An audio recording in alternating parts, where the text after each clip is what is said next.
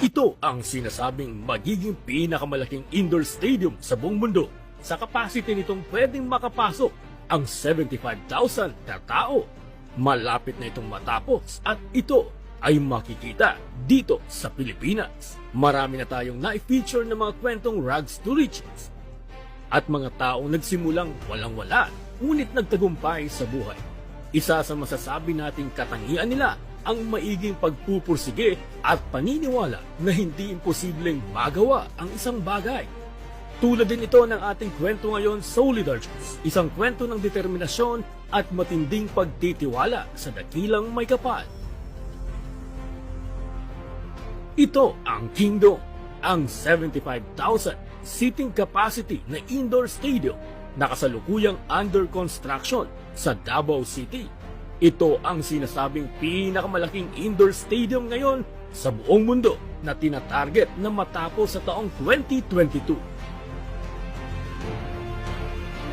Kung titingnan, halos nasa 80 to 90% ng tapos ito ngayon. Para itong corona kung titingnan sa malayo at maaaninag naman ang ganda nito na maladiamante kung natatamaan ng araw ang glass curtain wall na disenyo na ikinabit sa palibot ng buong struktura. At sa gabi, mas makapigil hininga ang ganda nito sa pailaw na nakakabit sa kabuuan ng stadium. Nakakamanghang pagmasdan. At ang taong nasa likod ng pagpapagawa ng gahiganting strukturang ito ay ang leader ng maimpluwensyang kongregasyon ng The Kingdom of Jesus Christ na si Pastor Apollo C. Kibuloy.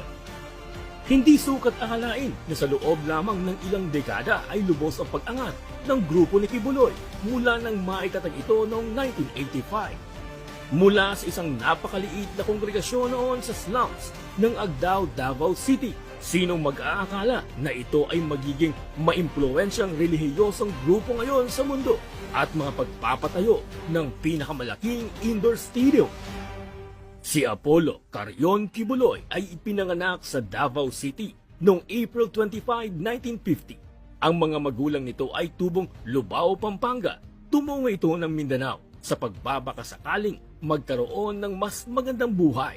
Sila ay napunta sa isang malayong baryo ng Tamayong na makikita sa paanan ng Mount Apo. Isang maliit na lugar na noon, halos hindi makita sa mapa. Lumaki si Apollo kasama ang kanyang 8 magkakapatid na salat sa buhay. Ganun pa man, hindi ito naging hadlang sa kanya na magkaroon ng malalaking pangarap tulad ng pagiging isang piloto o abogado isang araw. Ngunit iba pala ang plano